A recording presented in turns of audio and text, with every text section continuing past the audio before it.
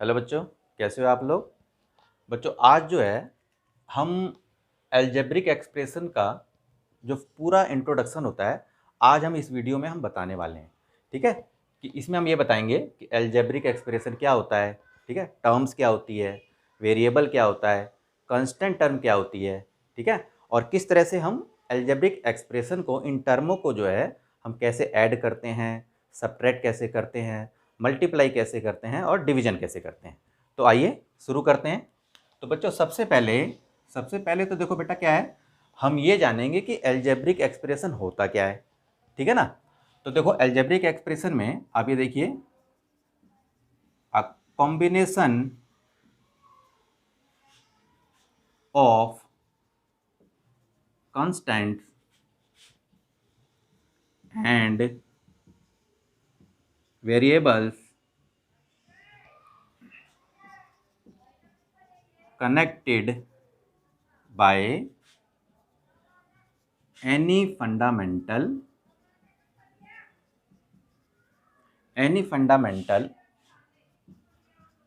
Operation. अब देखिए कौन से एनी फंडामेंटल ऑपरेशन, जैसे कि मैंने कहा plus, minus, multiply and divide, ठीक है, are called an algebraic expression. ठीक है। अब आप देखिए कहने का मतलब कि अब देखिए कॉम्बिनेशन होता है कांस्टेंट टर्म का, वेरिएबल का, ठीक है, और वो कनेक्ट होते हैं एनी फंडामेंटल ऑपरेशन। जैसे कि हमने बोला प्लस से हमने उसको कनेक्ट कर दिया एक्सप्रेशन को, माइनस से, मल्टीप्लिकेशन से और डिवीजन से भी जो है हम इसको कनेक्ट करके एक एक्सप्रेशन बना सकते हैं। तो जैसे देखो बेटा एग्जाम्पल के थ्रू हम लेते हैं। ठीक है, जैसे मैंने कहा 5x² minus 9xy plus 8x plus 9 मान लो। ठीक है, या हमने बोल दिया 3x² माइनस 5x प्लस 6। अब ये देखिए ये क्या है, हमारी अलजेब्रिक एक्सप्रेशन है। ठीक है, अब यहाँ देखो जैसे ये देखो ये टर्म है हमारी, इस टर्म को मैंने प्लस माइनस से कनेक्ट कर दिया तो एक अलजेब्रिक एक्सप्रेशन मैंने बना दी। इधर भी देखिए आप जिस तरह से ये, अब देखो तीन टर्म है, तीन टर्म को मैंने प्लस और माइनस से कनेक्ट कर दिया तो ये अलजेब्रिक एक्सप्रेशन हमारी बन गई। ठीक है, तो अब देखो यहाँ पर बात आ रही है, जैसे कि मैंने अभी टर्म की मैं बात कर रहा था, तो अब हम टर्म देखेंगे भाई टर्म क्या होती है। ठीक है ना, तो देखो बेटा क्या है, टर्म्स। टर्म्स जो होती है हमारी ये अलजेब्रिक एक्सप्रेशन के पार्ट होते हैं। ठीक है ना, अब जैसे आप देखो, जैसे मैंने ये अलजेब्रिक एक्सप्रेशन लिख रखा है, अब इसमें आप देखो एक टर्म, दो टर्म, तीन टर्म, चार टर्म। ठीक है ना, तो जैसे मैंने कहा 5x² ये भी एक टर्म है, 9xy ये भी एक टर्म है, 8x ये भी एक टर्म है और ये भी एक टर्म है। तो देखो यहाँ पर चार टर्मों से मिलकर ये एक एक्सप्रेशन हमारी बनी है। इसी तरीके से देखो 3x² ये भी एक टर्म है, माइनस 5x प्लस ये 6 है, तो ये सारी की सारी हमारी जो है टर्म होती है। ठीक है ना, अब बेटा देखो जैसे मान लो मैंने ये लिया 5x², ठीक है, अब ये देखो, अब ये 5x² जो टर्म है ये कैसे बना, अगर मान लो इसको मेरे को प्रोडक्ट फॉर्म में लिखना है।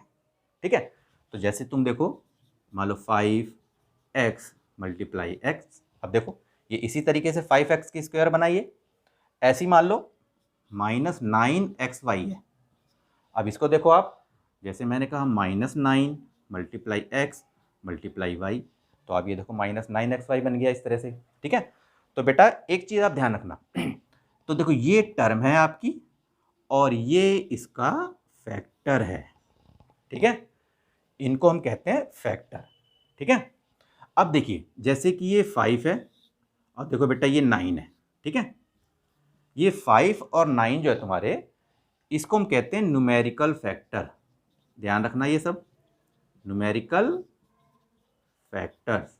ठीक है, और आप ये जो अल्फ़ाबेट आप देख रहे हो ना, ये x है, y है, जैसे देखो यहाँ पर इसमें 2x है, इसमें एक x है और y है, ये बेटा हमारा, इसको हम कहते हैं लिटरल फैक्टर, लिटरल फैक्टर्स। ठीक है, तो देखो ये हमारा न्यूमेरिकल फैक्टर है और ये हमारा क्या है, एक्स वाई जो हमारा ये, इसको हम लिटरल फैक्टर कहते हैं। तो ये तो थी बात बेटा टर्म्स की, ठीक है। अब हम थोड़ा सा और आगे बढ़ते हैं, तो थोड़ा सा इसको एक बार रफ कर देते हैं। तो टर्म के बारे में तुम्हें पता चल गया। अब बेटा देखो, अब इस एक्सप्रेशन में आप देखो, इसकी डिफाइन में अगर आप देखोगे तो इसमें देखो एक कांस्टेंट की बात करी गई है और एक वेरिएबल की बात करी गई है। तो अब हम ये जानेंगे कि भाई वेरिएबल क्या होता है, ठीक है, कांस्टेंट टर्म क्या होती है, ठीक है। अब देखो क्या यहाँ पर वेरिएबल्स एंड कांस्टेंट टर्म्स। अब देखो बेटा, अब हम इसको जानेंगे कि वेरिएबल क्या होता है और कांस्टेंट टर्म क्या होती है, ठीक है। एक एग्जांपल, छोटे से एग्जांपल से लेके चलते हैं। देखो बेटा, जैसे ये है 3x, तो आप देखो ये एक टर्म है, ठीक है, ये एक टर्म है। अब यहाँ देखो एक अल्फ़ाबेट x लगा हुआ है यहाँ पर, देखो ये, तो बेटा ये जो x लगा है ना ये पे, इसी को हम कहते हैं वेरिएबल, ठीक है। और ये जो 3 है इसको हम कोफिशिएंट कहते हैं। तो आपको ये बात ध्यान रखनी है, ठीक है। तो देखो ये जो न्यूमेरिकल वैल्यू है इसको हम कोफिशिएंट कहते हैं, और ये जो x लगा हुआ है इसको हम वेरिएबल कहते हैं। एक एग्जांपल और देखो, जैसे मैंने कहा बेटा 5xy। अब यहाँ देखो ये 5 जो है ये हमारा कोफिशिएंट है और xy हमारा वेरिएबल है, ठीक है। अब एक चीज़ और ध्यान देना बेटा, अब देखो क्या होता है कि जैसे मैंने 3x बोला, मैंने बोला x वेरिएबल है, 3 हमारा कोफिशिएंट है। अब 5x में देखो ये xy वेरिएबल है हमारा, और ये 5 हमारा कोफिशिएंट है, ठीक है ना। तो जो हमारे अल्फ़ाबेट होते हैं, जैसे हम a b c x y z ये सब जो हम लगाते हैं वो हमारे वेरिएबल होते हैं, और जो हमारी न्यूमेरिकल वैल्यू होती है वो हमारी कोफिशिएंट है, ठीक है। तो अब इसमें देखो, अब मान लो 5x है, मैंने कहा आप बताओ x का कोफिशिएंट क्या है, इस टर्म के अंदर x का कोफिशिएंट क्या है। तो आप x को छोड़ के बाकी जो वैल्यू है उसको बता दो, तो यानी कि 5y। देखो अब जैसे कि मैंने आपको कहा ना कि देखो x को छोड़ दो, बाकी जो बचे 5y, ये हमारा कोफिशिएंट कहलाता है, ठीक है। अगर मैंने कहा बेटा y का कोफिशिएंट बताओ 5xy की टर्म में, तो आपने बोला 5x, तो ये कोफिशिएंट हमारा ये हो जाता है, ठीक है ना। तो ये आपको ध्यान रखना है कि वेरिएबल्स क्या होते हैं, और अब वेरिएबल्स तो हमारे पता चल गए और आपको कोफिशिएंट पता चल गया है। अब हम बात करेंगे कांस्टेंट टर्म क्या होती है, ठीक है। तो देखिए कांस्टेंट टर्म, तो कांस्टेंट टर्म में देखिए आप, जैसे मैंने एग्जांपल लिया, मैंने कहा बेटा 8 3 -5। अब देखिए इसमें कोई भी अल्फ़ाबेट लगा हुआ है क्या, इसमें नहीं लगा हुआ, ठीक है ना। और इसकी देखो कांस्टेंट टर्म होती है बेटा जिसकी फिक्स्ड वैल्यू होती है, वो वैल्यू कभी चेंज नहीं होती। अब जैसे देखो 8 है, इसमें कोई भी अल्फ़ाबेट नहीं लगा हुआ, वेरिएबल नहीं लगा, तो ये कांस्टेंट टर्म है। 3 जो है ये भी आपकी कांस्टेंट टर्म है, और -5 ये भी आपकी कांस्टेंट टर्म है, ठीक है। तो जिसमें कोई भी वेरिएबल नहीं लगा रहता वो कांस्टेंट टर्म होती है। अब जैसे देखो अब 3x है बेटा ये, अब देखो, अब जैसे आप देखो यहाँ 3x है, ठीक है। अब 3x क्या है, ये कांस्टेंट नहीं है, ठीक है। हालांकि 3 जो है इसकी तो फिक्स्ड वैल्यू है, लेकिन जो x है ये वेरी करता है, यानी कि इसके डिफरेंट डिफरेंट वैल्यू हो सकती हैं। तो जब डिफरेंट वैल्यू होगी तो इस टर्म की वैल्यू भी बदलती चली जाएगी। फॉर एग्जाम्पल जैसे देखो आप 3x है, अगर मैंने कहा बेटा x की जगह आप 1 रख दो, तो ये इसकी वैल्यू हो जाएगी 3x, टर्म की वैल्यू 3 रहेगी। अगर आपने बोला x की वैल्यू 2 है, तो आप देखो यहाँ पर 6 हो जाएगा, और अगर आपने कहा कि x की वैल्यू 3 है, तो यहाँ पर देखो ये 9 हो जाएगा। तो इस टर्म की जो वैल्यू है आप यहाँ देखो डिफरेंट डिफरेंट हो रही है, ठीक है। तो आपको ये पता चल गया कि कांस्टेंट टर्म क्या होती है, वेरिएबल्स क्या होता है। अब थोड़ा सा हम आगे बढ़ते हैं, एक बार इसको थोड़ा सा रफ कर देते हैं।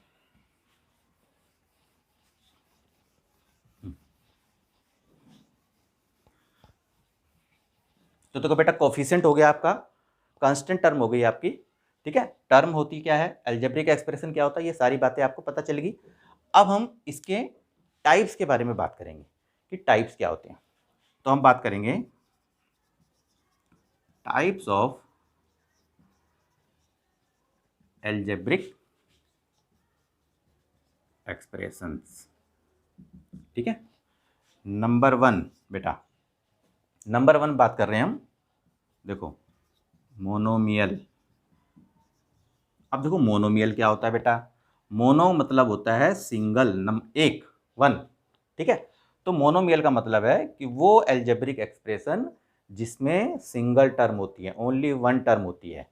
तो यहाँ सीधा इसकी डिफाइन पे नहीं जाएंगे, डायरेक्ट हम बात करते हैं। तो देखो बेटा, ओनली वन टर्म, ठीक है, जिसमें ओनली वन टर्म होती है उसको हम मोनोमियल कहते हैं। मोनो का मतलब ही होता है एक। एग्जाम्पल ले लो बेटा, जैसे मैंने कहा 3x 4y की स्क्वायर 5, और भी हो सकते हैं बहुत सारे। तो देखो ये 3x ये भी एक टर्म है, सिंगल है, 4y की स्क्वायर ये भी एक सिंगल टर्म है, और 5 जो है ये भी एक सिंगल टर्म है। तो इसको हम कहते हैं मोनोमियल। अब आ जाते हैं नंबर 2 पे। दूसरा जो टाइप होता है बेटा इसका, ये होता है बाइनोमियल। बाई, देखो बाई का मतलब ही होता है टू, ठीक है, दो। तो बाइनोमियल मतलब, देखो बेटा नोमियल जो होता है ना ये टर्म होती है, इसका मतलब होता है टर्म। बाइनोमियल देखो, तो बाइनोमियल मतलब दो टर्म, मोनोमियल मतलब कि एक टर्म, ठीक है। तो जिसमें डबल टर्म होती है, डबल टर्म होती है उसको हम बाइनोमियल कहते हैं, यानी कि दो टर्म होती है। चलो एग्जांपल ले लेते हैं, जैसे मैंने कहा बेटा 2x + 5, या मैंने कहा 4y - 8, या फिर x + y, कुछ भी लिख सकते हो आप। तो देखो एक टर्म ये, एक टर्म ये जुड़ी हुई है, तो देखो ये बाइनोमियल है, ये भी बाइनोमियल है, और ये भी आपका बाइनोमियल है, ठीक है। अब हम आ जाते हैं थर्ड पे। देखो बेटा ट्राइनोमियल। ट्राइनोमियल क्या होता है, देखो ट्राई इसका मतलब होता है बेटा तीन, और नोमियल का मतलब होता है टर्म। तो जिसमें ट्रिपल टर्म होती है, जिसमें ट्रिपल टर्म्स होंगी उसको हम ट्राइनोमियल कहेंगे। कोई भी एग्जांपल टर्म को जोड़ के आप लिख सकते हो, जैसे मैंने कहा 2x की स्क्वायर + 4x + 8। अब ये देखो ये ट्राइनोमियल है, देखो तीन टर्म है इसके अंदर।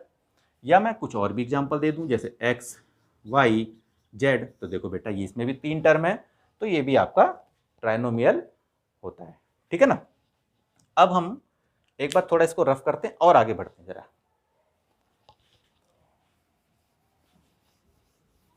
अभी टाइप्स की ही बात कर रहे हैं बेटा हम, तीन टाइप्स मैंने बताए। अब चौथे नंबर का टाइप देखो बेटा, अब एक है क्वाड्रिनोमियल। क्वाड्रिनोमियल, अब देखो बेटा क्वाड का मतलब होता है फोर, और नोमियल का मतलब होता है टर्म। तो जिसमें फोर टर्म होती है, यानी कि जिसमें फोर टर्म्स होती है उसको हम क्वाड्रिनोमियल कहते हैं। आप कुछ भी एग्जांपल लिख दो, जैसे मैंने कहा x³ 2x की स्क्वायर 6x + 5। देखो एक टर्म, दो टर्म, तीन टर्म, चार टर्म। तो जिसमें चार टर्म होती है उसको हम क्वाड्रिनोमियल कहते हैं। तो बेटा ऐसा देखो, अब इसके बाद की जो होती है, अब एक आप देखो पोलिनोमियल। तो पोलिनोमियल में देखो क्या होता है बेटा, हम ये बात करते हैं, देखो पोलिनोमियल।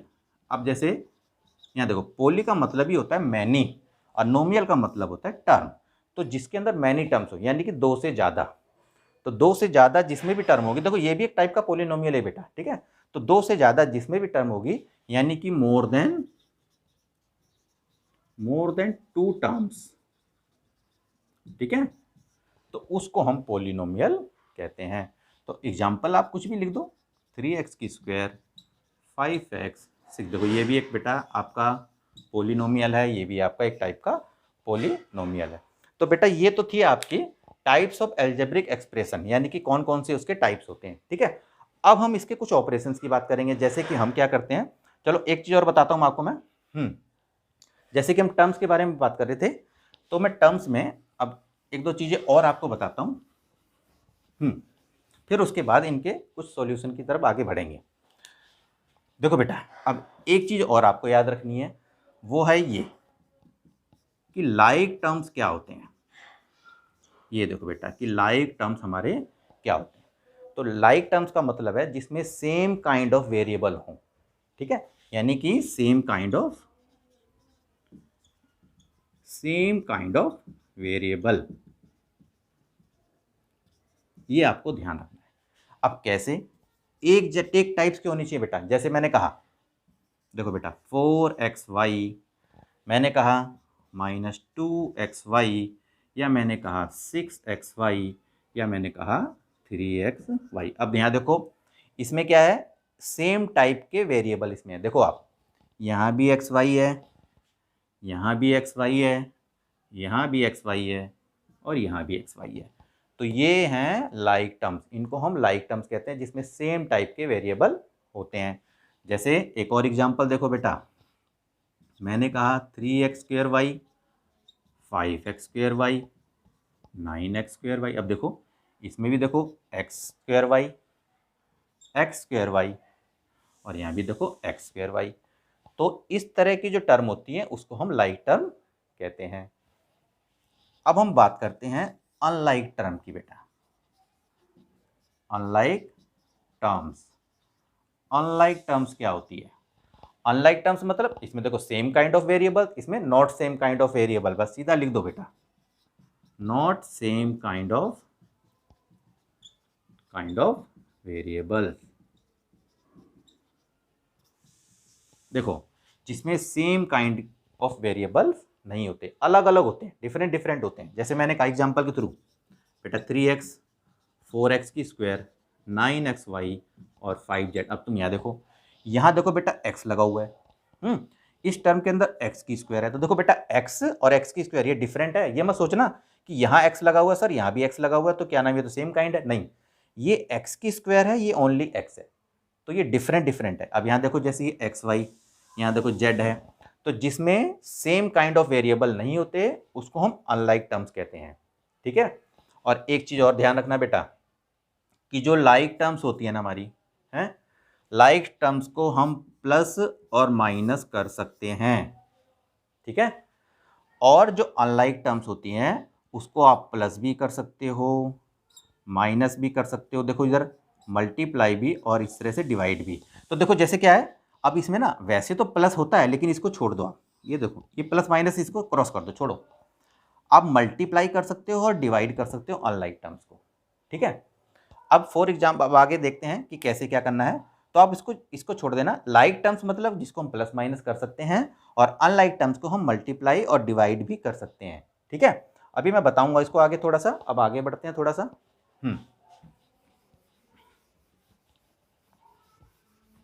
अब जैसे देखो बेटा, अब हम बात करते हैं एडिशन की। सबसे पहले ऐड करना, चलो, यानी कि ऐड करना, हम किस तरह से जो है अलजेब्रिक एक्सप्रेशन को ऐड करते हैं। ठीक है। कुछ एग्जांपल ले लेते हैं। मैंने कहा 2x² 5x + 8, हमने एक टर्म ये ले लिया एक्सप्रेशन, और मैंने बोला 3x² + 9x - 6। ये दो टर्म है हमारे पास बेटा। अब इसको क्या है कि हमें ऐड करना है। ठीक है। तो जब ऐड करोगे तो ये जो कोमा है ना बेटा, इस कोमे की जगह आपको प्लस का साइन लगा देना है। तो पहले आप देखो ऐसे लिखो 2x² + 5x + 8 + 3x² + 9x - 6। तो देखो यहाँ पर हमने प्लस करके पहले हमने इसको ऐड कर दिया। अब इसके बाद क्या करना है आपको, अब मैंने बोला ना कि जो लाइक टर्म होती हैं उनको आप अलग अलग ले लो। ठीक है। जो लाइक टर्म होती है सबको अपना अरेंजमेंट कर दो उसका। ठीक है। अब फिर उसको ऐड कर दो। अब देखो ये x² है बेटा, 2x²। अब इसके जैसी टर्म कौन सी है यहाँ पर, देखो जो सेम काइंड ऑफ वेरिएबल है, देखो 3x²। तो आप क्या करोगे, 2x² और प्लस 3x² को एक साथ ले लोगे। अब इसके बाद देखो बेटा प्लस 5x। अब इसके जैसा कौन सा एक और, देखो यहाँ पर 9x है, तो प्लस का 9x एक साथ ले लिया आपने। बस सेम वाले जो वेरिएबल होते हैं ना, जो लाइक टर्म होते हैं, उनको साथ साथ ले लो, बस यही तरीका ऐड करने का। अब देखो बेटा ये प्लस का 8 है, यहाँ लिख दो प्लस का 8। अब ये देखो ये -6 है, तो यहाँ लिख दो -6। ये देखो ये नंबर जो कांस्टेंट टर्म है उसको अलग ले लिया हमने। ठीक है ना। अब ये देखो आप, देखो बेटा 3 और 2 कितना होता है, 5x²। x² को ऐसे ही लिख दो सेम सेम। अब इसी तरीके से देखो 9 और 5 बेटा कितना होता है, 14। तो ये x हो जाएगा ऐसे करके। ठीक है। अब इसमें देखो ये 8 प्लस का है, ये 6 माइनस का है, तो क्या हो जाएगा बेटा 2। तो देखो इसको ऐड करने पर आपका आंसर आ गया 2। ठीक है ना। अब इसी तरह से एक एग्जाम्पल और ले लेते हैं। मैंने कहा बेटा, ठीक है, और मैंने बोला 5x² + 8। अब इसको देखो आप। ठीक है। अगर मान लो चलो मैं यहाँ पर ना माइनस लगा देता हूँ, देखो ये इसमें यहाँ पर माइनस लगा दिया मैंने, देखो अब मैंने बोला एक्स की स्क्वायर -9 और एक हमारी जो एक्सप्रेशन है -5x की स्क्वायर +8, दो टर्म है। अब इसको हमें ऐड करना है, तो देखो यहाँ पर एक्स की स्क्वायर -9, अब देखो बेटा यहाँ पर माइनस लगाए ना, तो एक काम करना, देखो यहाँ पर लगाना प्लस, पहले प्लस तो करते हैं, प्लस कर रहे हैं तो प्लस लगाएंगे और इसको ब्रैकेट में ले लो पहले, ठीक है, ऐसे करके लिख लेना पहले। फिर इसके बाद देखो क्या है, अब देखो एक्स की स्क्वायर 9, अब ये देखो प्लस माइनस -5x की स्क्वायर और प्लस में 8, ठीक है, अब आपका ये हो गया। अब इसके बाद देखो क्या है, अब यहाँ देखो, अब जो लाइक वाले टर्म है उनको आप ले लो, जैसे देखो एक्स की स्क्वायर 5x की स्क्वायर है, तो देखो एक्स की स्क्वायर और -5x की स्क्वायर अलग ले लिया हमने, -9 और +8 अलग ले लिया, देखो इनको अलग अलग ले लिया। अब इनको देखो आप, अब ये देखो बेटा ये एक्स की स्क्वायर है, यानी कि देखो इसके आगे कोई कोफिशिएंट नहीं है तो 1 तो माना ही जाता है, ये ध्यान रखना।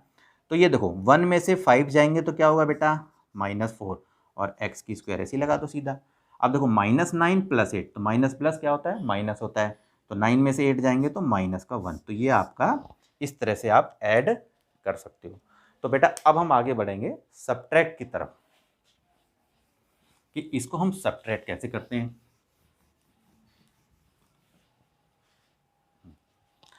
अब देखो अलजेब्रिक एक्सप्रेशन को हम कैसे सब्ट्रैक्ट करते हैं, अब हम ये जानेंगे, ठीक है। एक एग्जांपल वही ले लेते हैं, कुछ भी अपनी तरफ से कुछ भी ले लेते हैं, 2x की स्क्वायर 4x + 8, और मैंने कहा बेटा फ्रॉम 4x की स्क्वायर -9x + 6, कुछ भी ले लो आप। अब देखो बेटा यहाँ लगा हुआ है फ्रॉम, यानी कि इसमें से आपको इसको माइनस करना है, ठीक है। तो क्या करेंगे हम, सबसे पहले हम इस एक्सप्रेशन को यहाँ पर लिखेंगे, तो देखो 4x की स्क्वायर -9x + 6, अब हम माइनस का साइन लगाएंगे क्योंकि हमें माइनस करना है, किसको माइनस करना है, इस एक्सप्रेशन को, तो ब्रैकेट में लिख दो बेटा इसको 2x की स्क्वायर + 4x + में 8, ठीक है। अब ये जो एक्सप्रेशन है ना सेम ऐसी कैसी उतार दो आप, देखो आप 4x की स्क्वायर -9x + 6, अब यहाँ देखो बेटा माइनस लगा हुआ ना, देखो तो ये माइनस के आगे जितनी भी टर्म होती है ना सबके साइन चेंज कर दो बस। तो देखो यहाँ 2x की स्क्वायर है तो ये माइनस का 2x की स्क्वायर हो जाएगा। अब ये देखो ये प्लस का 4x है तो बेटा क्या हो जाएगा, माइनस का 4x, ये प्लस का 8 है तो क्या हो जाएगा बेटा, माइनस का 8 हो जाएगा। बिल्कुल सिंपल बात है, बस ये ध्यान रखना कि माइनस के बाद की जो टर्म है उनके साइन चेंज होते हैं, बदल जाते हैं साइन। अब देखो अब ये ऐड जैसा ही सवाल हो गया, अब इसके बाद तो आसानी है बहुत करने में। अब क्या है, जो बेटा लाइक टर्म है, देखो लाइक टर्म को एक साथ ले लो, जैसे मैंने कहा 4x की स्क्वायर, अब ये ले लो -2x की स्क्वायर, अब यहाँ देखो बेटा 9x है और ये -4x ले लो, अब यहाँ देखो प्लस में 6 है और ये हमारा माइनस में 8 है।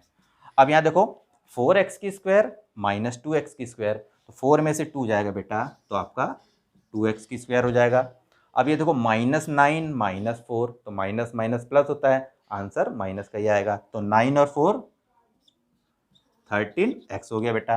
और देखो प्लस का 6 है माइनस का 8 है, तो 6 में से 8 जाएंगे, ऐसे देखो प्लस माइनस माइनस होता है, तो माइनस का आपका 2 आंसर आ जाएगा बिल्कुल ही। तो बेटा इस तरह से जो है हम इसको सब्ट्रैक्ट करते हैं, बहुत ही इजी तरीका है, ठीक है।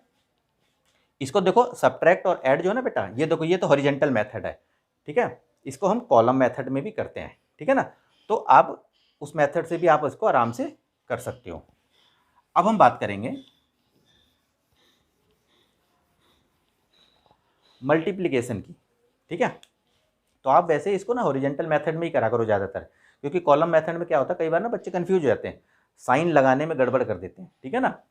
तो देखो बेटा अब हम क्या कर रहे हैं, मल्टीप्लाई, कि इसको हम मल्टीप्लाई कैसे कहते हैं। देखो मैंने तुम्हें अभी इससे पहले भी बात बताई थी ना कि लाइक फ्रैक्शन जो होता है ना बेटा, यानी कि लाइक जो टर्म्स होती है हमारी, वो उसको जो है हम ऐड सब्ट्रैक्ट कर सकते हैं आराम से, कोई दिक्कत नहीं है, ठीक है। लेकिन क्या होता है कि जो लाइक टर्म्स होती है ना हमारी, वो प्लस, देखो प्लस माइनस तो हो सकती है, ठीक है ना। अब क्या है, अब जो अनलाइक टर्म्स होती है हमारी, अब जैसे देखो अब देखो मल्टीप्लाई अगर हमें करना है, मल्टीप्लाई चाहे आप लाइक टर्म्स को करो चाहे वो अनलाइक टर्म्स को करो, सारी की सारी हो जाती है, कोई दिक्कत नहीं, ठीक है ना।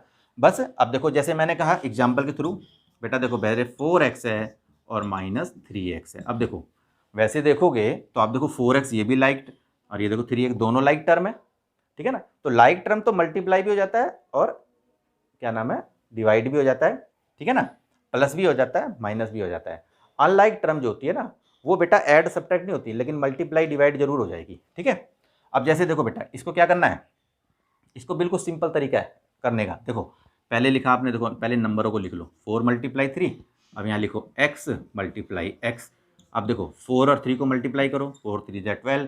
अब देखो x और x को करोगे तो x की 2 हो जाएगा। बस ये ध्यान रखना, मल्टीप्लिकेशन में ध्यान रखना बेटा कि जितने भी वेरिएबल होंगे ना उनको प्लस कर दो और उसकी पावर लगा दो, बिल्कुल सिंपल तरीका है, ठीक है ना। इस तरह से मल्टीप्लाई आप कर सकते हो। एक और एग्जाम्पल देखो बेटा, मैंने कहा 2x² y और 3x² y। अब देखो इसको मल्टीप्लाई करो आप, देखो अब वैसे तो ये देखो दोनों लाइक टर्म है, अभी मैं लाइक टर्म को ही बता रहा हूँ आपको मैं। देखो अब मैंने देखो क्या करा 2 × 3, अब ये देखो x² और इसको भी लिख दो यहाँ पर x² और यहाँ पर है y और इधर भी है आपका y। अब देखो पहले आप नंबर को मल्टीप्लाई करो, 2 3 जा कितना होता है बेटा 6। अब देखो अब x और x को मल्टीप्लाई करो तो देखो ऐसे करा करो, 2 और 2 कितने हुए बेटा 4, तो x की 4 लिख दो सीधा। अब ये देखो y है और ये y है, तो देखो यहाँ पर पावर 1 मानी जाती है बेटा, 1 और 1, तो y कितने हैं, y की 2 ऐसे लिखोगे, 2y मत लिख देना, y की 2 लिखना है, ठीक है। तो इस तरह से आप जो है मल्टीप्लाई कर सकते हो। तो ये तो थी लाइक टर्म की। अनलाइक टर्म भी हो तो भी मल्टीप्लाई हो जाएगा। अब जैसे देखो मैंने कहा 3x और 4y, देखो मल्टीप्लाई करो इसको, देखो ये 3x है ये 4y है, अलग अलग टर्म है, देखो अलग अलग यानी कि अनलाइक टर्म है। अब देखो यहाँ पर x लगा हुआ है यहाँ पर y लगा हुआ है, तो इसको भी इसी तरह से करो। देखो बेटा 3 × 4 × x × y, देखो यहाँ पर 3 और 4 को मल्टीप्लाई करो, क्या होगा बेटा 3 4 = 12 और x और y को मल्टीप्लाई करोगे तो इनको चिपका दो, यानी कि x और y लो हो गया मल्टीप्लाई। तो अनलाइक टर्म को हम मल्टीप्लाई भी आराम से कर सकते हैं, ठीक है। अब एक आधा एग्जांपल और बढ़ेंगे थोड़ा सा मल्टीप्लिकेशन के लिए और देखते हैं कि कैसे होता है मल्टीप्लिकेशन। हाँ अब देखो बेटा, अब मान लो मैंने कहा 2x + 3 और 4x - 2।